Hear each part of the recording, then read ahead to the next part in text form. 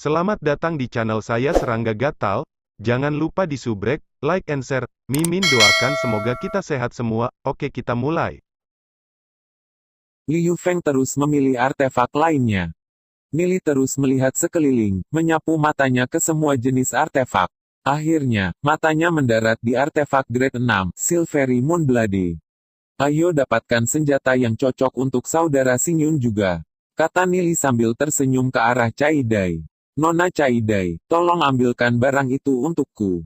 Ini adalah artefak kelas 6, pedang bulan keperakan. Harganya sekitar 50.000 batu spiritual. Cai Dai menurunkan Silvery Moonblade dari dudukannya dan tersenyum. Tawar-menawar yang menakutkan itu, Nili agak lugas dengan pembeliannya. Tidak seperti banyak orang yang menghabiskan waktu lama untuk menyentuhnya dan berpikir. Nili dengan tenang tersenyum. 30.000 batu spiritual. Apakah itu terjual atau tidak tergantung pada kata dari Nona Cai Dai. Cai Dai memandang Nili seolah-olah dia baru saja melihat hantu. Garis bawah Silvery Moonblade ini juga kira-kira 30.000. Tidak lebih, tidak kurang. Karena harga aslinya adalah 50.000 batu spiritual, dia berpikir bahwa Nili juga memangkas harga menjadi 2 lagi. Jika itu terjadi, maka dia pasti akan menolaknya. Dia tidak pernah membayangkan bahwa Nili benar-benar bisa menyebutkan intinya. Sebuah penolakan. Apakah mereka akan menolak bisnis? Jika mereka membuat kesepakatan ini, itu akan cocok dengan harga serendah mungkin. Meskipun mereka tidak akan menghasilkan banyak, mereka masih akan mendapatkan sesuatu. Semakin banyak batu spiritual yang dimiliki paviliun harta karun surgawi, semakin banyak artefak yang bisa mereka peroleh dari paviliun kerajinan dewa. Cai Dai merenungkannya sedikit, tersenyum pahit, dan berkata dengan nada tak berdaya, Tuan Muda Nili benar-benar memiliki mata yang bagus. Sangat cerdas. 30.000 batu spiritual adalah kesepakatan. Nili ringan tersenyum. Artefak seperti itu akan menelan biaya sekitar 27.000 batu spiritual langsung dari paviliun kerajinan dewa. Dikurangi biaya perjalanan dan biaya produksi, paviliun harta karun surgawi masih bisa menghasilkan dari 30.000.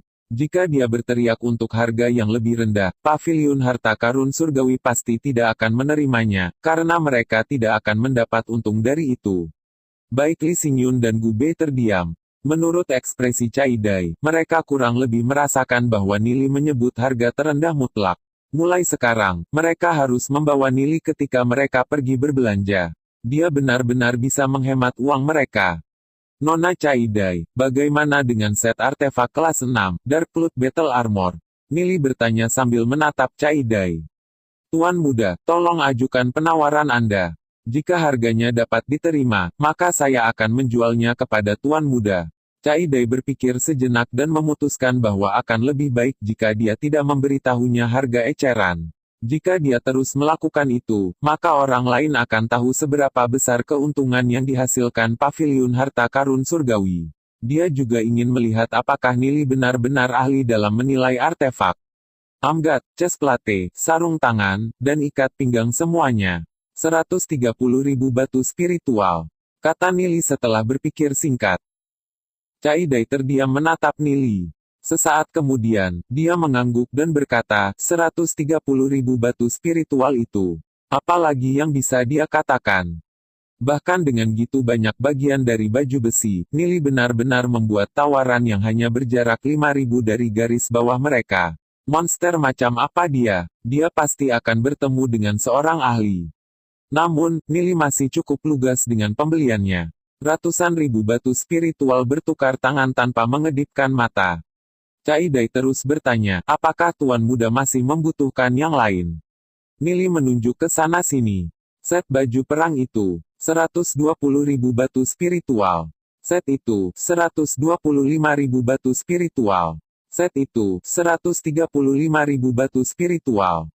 Sangat banyak. Tuan Muda menginginkan semuanya. Cai Dai tercengang. Dia baru saja menyadari bahwa total tagihan Nili telah mencapai tingkat yang sangat menakutkan. Ya, Nili mengangguk, silakan dan bungkus untukku. Saya akan terus menjelajah dengan perlahan. Cai Dai tampak bersemangat. Oke. Jika dia melayani beberapa tuan muda yang kaya, dia bisa mendapatkan setidaknya puluhan atau mungkin beberapa ratus batu spiritual untuk satu penjualan. Dari transaksi ini dengan Nili, dia bisa mendapatkan ribuan. Bagaimana mungkin dia tidak bersemangat? Wu Dai, yang duduk bersama Liu Feng, merasa agak sedih ketika melihat betapa bersemangatnya Cai Dai. Dia telah merekomendasikan barang kepada Liu Feng selama setengah hari sekarang, dan dia masih belum menjual satu barang pun. Sementara itu, Cai Dai telah menjual gitu banyak hanya dalam waktu singkat, bahkan lebih banyak daripada yang berhasil dia jual dalam beberapa tahun. Mengapa dia tidak memiliki keberuntungan untuk menemukan kantong uang seperti itu?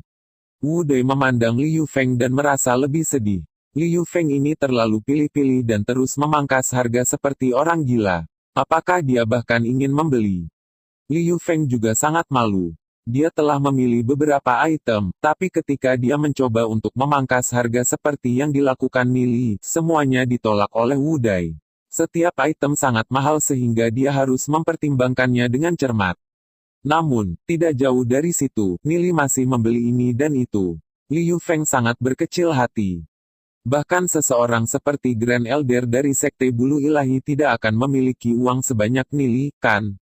Apa yang tidak diketahui Liu Feng adalah bahwa 600.000 batu spiritual itu tidak berarti apa-apa bagi Nili.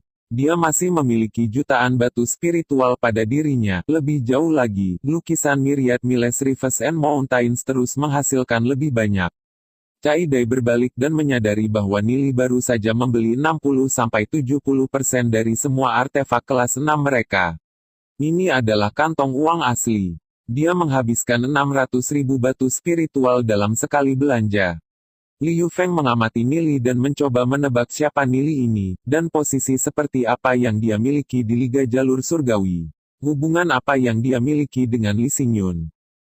Jika orang seperti itu tetap berada di sisi Li Xingyun, maka Liu Feng pasti tidak bisa beristirahat atau makan dengan tenang. Liu Feng terlalu malu untuk tinggal di sana lebih lama, jadi dia berdiri. Apakah Tuan Muda Li akan pergi? Wu Dai memandang Liu Feng. Orang ini masih belum membeli apapun. Meskipun dia putus asa, dia masih sangat sopan dengan kata-katanya. Sepertinya stok kita kali ini tidak bisa menarik perhatian Tuan Muda Li. Saya pasti akan mengirim seseorang untuk memberitahu Anda ketika set stok berikutnya tiba. Liu Feng merasa wajahnya terbakar. Bagaimana mungkin artefak ini tidak menarik perhatiannya? Kebenarannya jelas dia tidak mampu membelinya. Sangat baik, aku akan pergi duluan dan pergi.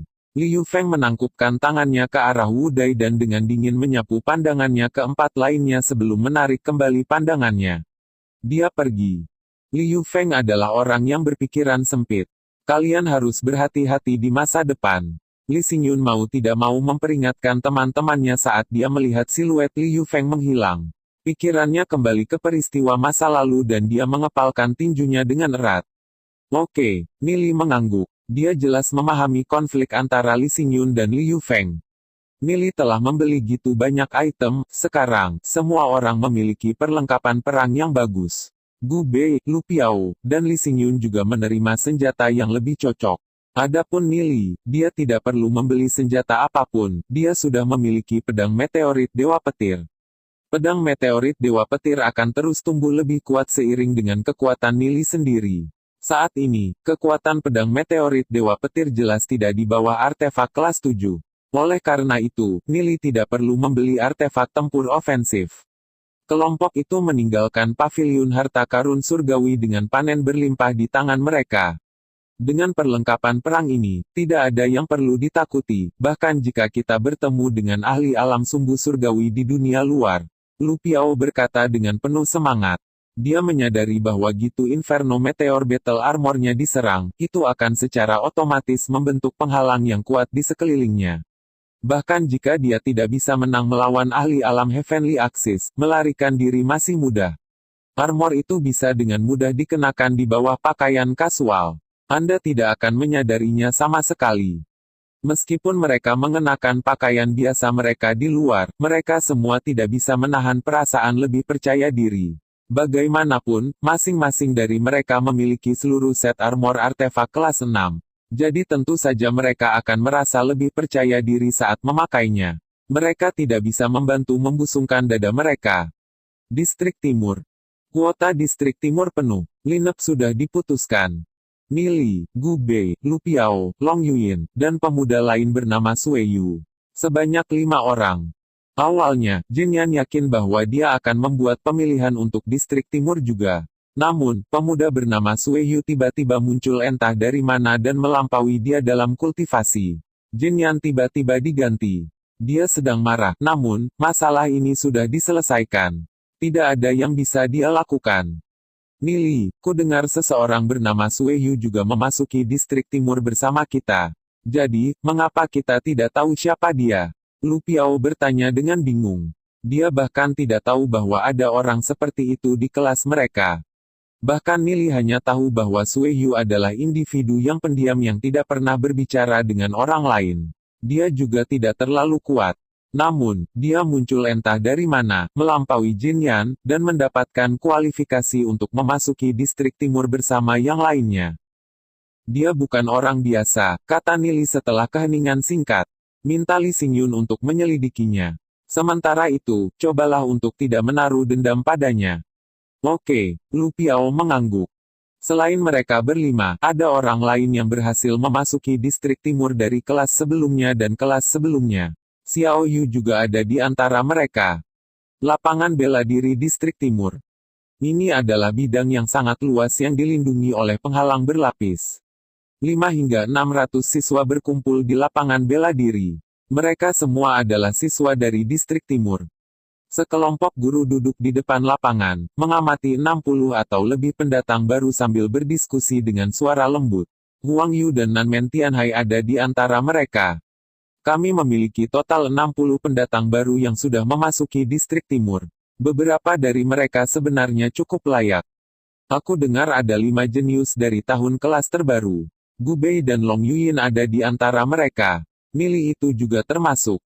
Huang Yu duduk di tengah, menyapu semua siswa, dan tersenyum. Ada beberapa akar spiritual surga kelas 5 di kelas pendatang baru. Selanjutnya, baik Gu Bei dari klan Gu dan Long Yuyin dari keluarga Dragon Cell telah terintegrasi dengan roh iblis keturunan naga tingkat dewa. Itu memang luar biasa. Jika mereka memiliki roh iblis keturunan naga tingkat dewa, maka mereka akan memiliki peluang besar untuk memasuki distrik pusat.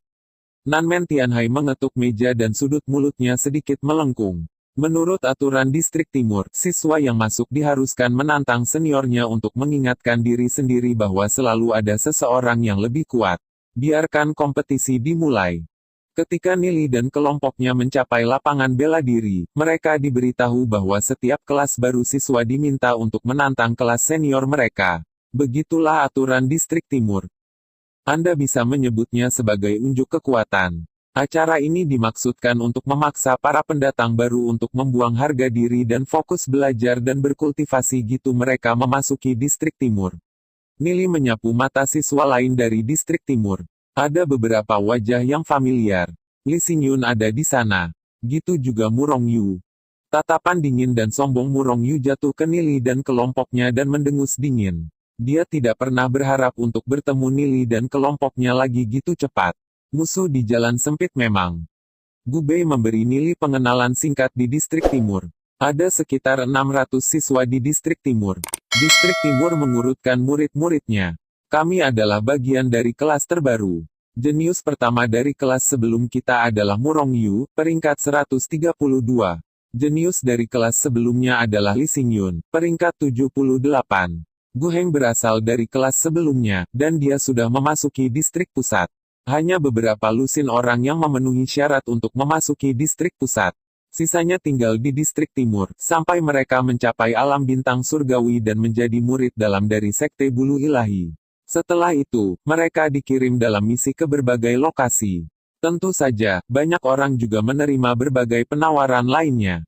Long Yuyin, yang berada di sebelahnya menambahkan. Dia mengenakan satu set pakaian yang rapi dan ketat saat semangat juang melonjak darinya. Mereka yang diundang untuk bergabung dengan distrik pusat semuanya jenius yang tangguh. Ada persyaratan jika Anda ingin menjadi patriark keluarga atau bahkan master sekte, Anda harus memasuki distrik pusat. Para siswa dari distrik pusat secara pribadi diajar oleh 5 ahli alam leluhurnya bela diri terkuat dari Sekte Bulu Ilahi. Nili mengangguk. Dia sudah tahu ini dari kehidupan sebelumnya. Satu-satunya cara untuk memasuki distrik pusat adalah terus menantang 10 besar, sampai mereka terpilih. Namun, mereka yang berada di peringkat 10 besar adalah para ahli yang lebih tua. Bahkan Lee Xingyun baru berusia 78. Tentu saja, peringkat Lee Xingyun kembali ketika dia memiliki roh iblis keturunan naga tingkat luar biasa. Sekarang dia memiliki level dewa, peringkatnya mungkin akan naik lebih tinggi. Namun, Lee Xingyun belum berencana untuk mengungkapkan roh iblisnya. Para siswa distrik timur saat ini memandang para pendatang baru dengan senyum penuh niat buruk. Kembali ketika mereka sendiri memasuki distrik timur, mereka telah diberi pelajaran yang sangat menyedihkan sehingga mereka bahkan tidak tahan untuk mengingatnya. Sekarang, giliran mereka untuk mengajar siswa baru. Suara Nanmen Tianhai bergema melalui lapangan bela diri.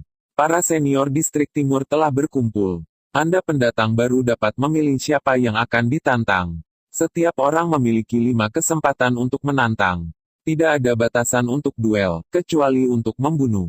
Petik 2. Setiap orang bisa menantang hingga 5 kali. Para siswa baru saling bertukar pandang. Tentu saja mereka akan menantang yang lemah. Meskipun mereka tidak tahu peringkat senior mereka, mereka secara kasar dapat merasakan aura mereka untuk menentukan kekuatan mereka. Setelah beberapa saat, tantangan pertama dibuat.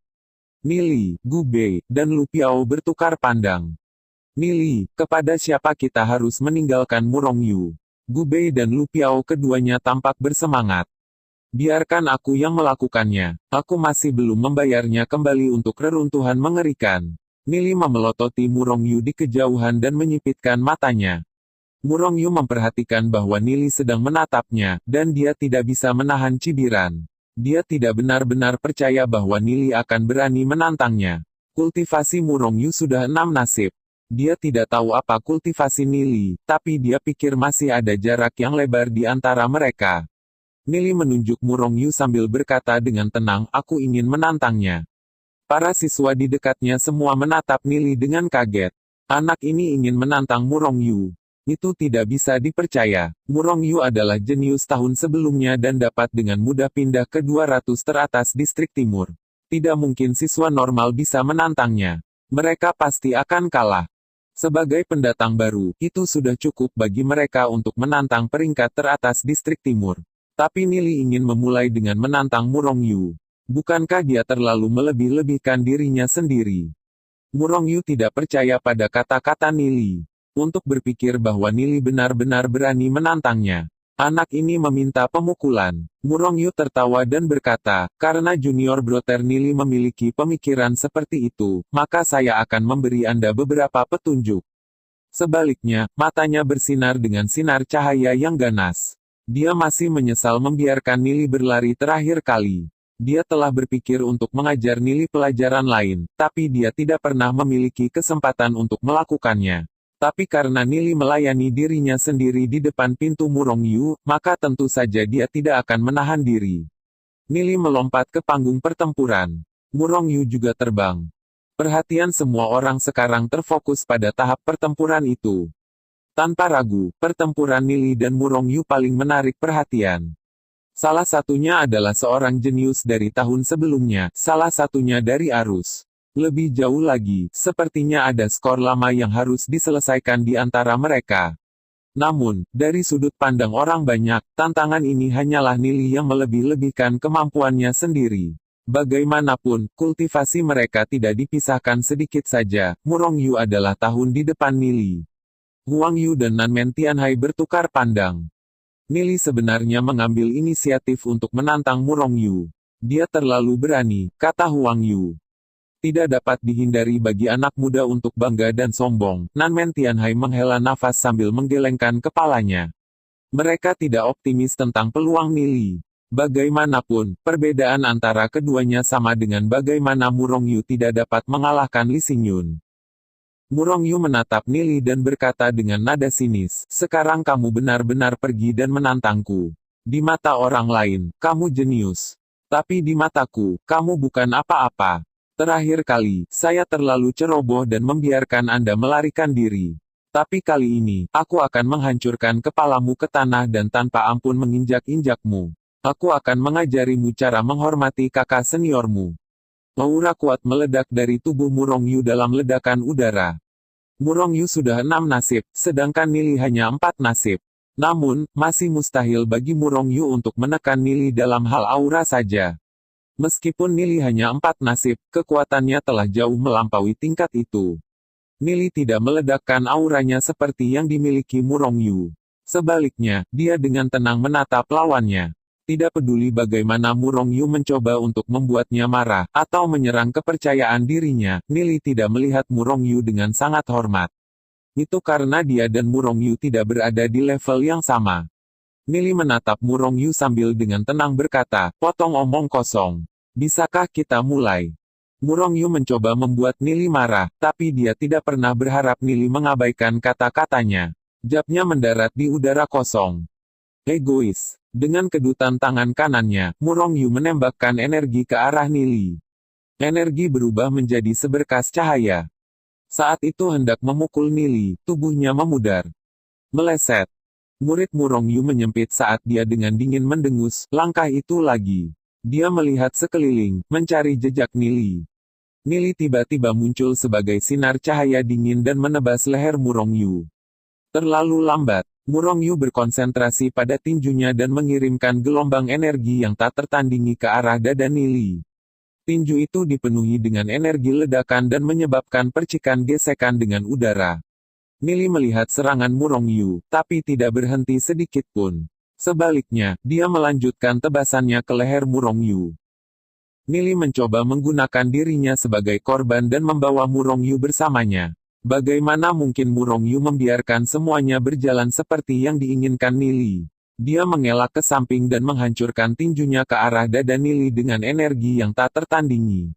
Jika Nili menderita pukulan ini, dia pasti akan mati. Para penonton menahan napas. Tidak mungkin Nili bisa menghindari serangan itu. Memang, kekuatan Nili masih jauh di bawah Murongyu. Sebuah ledakan terdengar saat tinju Murongyu mendarat di dada Nili. Namun, Murongyu merasakan gelombang energi dan langsung merasakan ada sesuatu yang tidak beres. Ada yang tidak beres. Rebound menakutkan hampir mematahkan tangan Murongyu. Tapi sebelum Murongyu bisa bereaksi, Nili kembali ke wujud manusianya, meraih lengan Murongyu, dan dengan bantuan pantulan itu, melemparkan Murongyu ke atas. Murongyu menabrak tanah seperti karung pasir. Sebelum rasa sakit di lengan Murongyu mereda, dia dihempaskan ke tanah, membuatnya pusing. Hanya apa yang terjadi? Nili hanya menggunakan kekuatan 3 nasib, tapi dia masih mengerahkan kekuatan seperti itu. Selanjutnya, tinju Murongyu tidak menyakiti Nili, sebaliknya itu benar-benar membuat Murongyu menderita rebound yang gitu kuat. Murongyu masih tidak tahu apa yang terjadi. Sekali lagi, Nili melemparkannya ke langit dan menghancurkannya dengan kejam ke tanah seperti karung pasir. Murongyu merasa seperti organ internalnya akan meledak. Murongyu masih tidak bisa bereaksi sebelum Nili melemparkannya ke langit dan melepaskan serangkaian gerakan yang mempesona. Murongyu dikirim menabrak tanah, lagi. Serangan terus-menerus mendarat di Murongyu. Nili tidak menggunakan semua kekuatannya saat ia berurusan dengan Murongyu. Dari pendapatnya, tidak perlu. Para penonton merasa bahwa pemandangan itu tidak nyata. Apa yang sedang terjadi? Mengapa Murongyu yang dipukuli? Dengan benar, kekuatan Murongyu harus jauh di atas Nili. Tapi mengapa Murongyu tidak memiliki kesempatan sedikit pun untuk melakukan serangan balik di bawah serangan Nili? Mengapa serangan Murongyu tidak melakukan apapun pada Nili? Huang Yu memandang Nanmen Tianhai saat dia bertanya, apakah itu Nili dianggap curang? Saya rasa tidak. Lagi pula, kami tidak membatasi metode apa yang boleh mereka gunakan. Nanmen Tianhai tersenyum pahit. Itu intimidasi tanpa ampun. Murongyu menderita serangkaian pukulan lagi. Ketika dia mencoba melakukan serangan balik, dia mengalami rebound yang lebih besar. Dia tidak bisa menyakiti Nili sedikit pun. Dia mengeluarkan raungan rendah dan marah saat kulitnya berubah menjadi warna merah tua yang aneh. Gelombang energi agung meledak dari Murongyu. Sayap merah besar muncul dari punggungnya saat dia berubah menjadi elang besar yang tampak tangguh. Astaga, ini sebenarnya adalah Saint Blood Draconic Falcon. Memang, itu adalah Saint Blood Draconic Falcon. Roh iblis tingkat pertumbuhan tingkat luar biasa keturunan naga. The Saint Blood Draconic Falcon adalah salah satu varietas puncak dari spesies Draconic Falcon. Dikatakan sebagai bangsawan di antara Draconic Falcons. Lebih jauh lagi, Saint Blood Draconic Falcon dengan tingkat pertumbuhan tingkat luar biasa sangat langka. Tidak ada yang tahu dari mana Murongyu mendapatkannya. Sebelumnya, Murongyu tidak mau bergabung dengan roh iblisnya. Jadi dia menyembunyikan kekuatannya. Saint Blood Draconic Falcon itu tidak memiliki tingkat pertumbuhan tingkat dewa, tapi itu masih cukup untuk mendominasi seluruh wilayah. Itu adalah eksistensi paling kuat di bawah roh iblis keturunan naga tingkat dewa. Nili benar-benar memaksa Murongyu sampai-sampai dia harus bergabung dengan roh iblisnya. Mata Murongyu merah padam saat dia melayang tinggi ke langit. Sayap merah besarnya mengepak perlahan. Dengan setiap kepakan, ledakan energi menakutkan dilepaskan. Aku tidak ingin bergabung dengan roh iblisku, tapi kamu memaksaku. Sekarang, aku akan memberimu kematian yang menyeluruh. Gelombang aura kuat meledak dari Murongyu. Awan berapi terbentuk di sekelilingnya, membakar seolah-olah mereka mencoba menghancurkan segalanya. Energi yang menyala-nyala melonjak seperti gelombang pasang menuju Nili. Para penonton merasakan aliran energi bergulir dari panggung bela diri. Wajah mereka berubah. Mereka tidak pernah berpikir bahwa Murongyu telah mencapai tingkat seperti itu. Sepertinya peringkatnya pasti akan semakin maju. Ditekan oleh energi yang kuat itu, Nili mundur beberapa langkah dan mengangkat kepalanya ke arah Murongyu. Orang ini akhirnya tidak bisa menahan diri lagi dan telah mengerahkan seluruh kekuatannya. Sekian dulu updateannya, tunggu lanjutannya di channel saya Serangga Gatal, di subscribe ya guys. Terima kasih.